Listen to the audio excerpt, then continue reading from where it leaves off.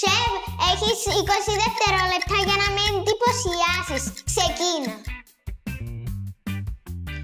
Ναπολιτάνα πάστα με πέννες. Ωραία κόκκινη σάλτσα με ντοματίνια.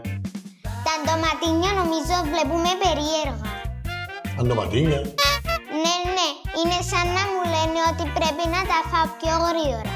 Η επόμενη μας μακαρονάδα, μία καρπονάρα, το μπέικον στο μανιταράκι της. Η θερμοκρασία για βραβείο. Σεφ, οι γεύσεις σας με συγκίνησαν, αλλά θα χρειαστώ και τρίτο πιάτο για να είμαι σίγουρη. Chicken pesto με το μπρόκολο να σου κάνει τη διάφορα. Master Chef όχι, Pasta Spot Chef ναι. Αν περάσεις τη Χριστιανά, είσαι και επίσημα approved. Pasta Spot, εκεί που κάθε μπουκιά περνά τεστ.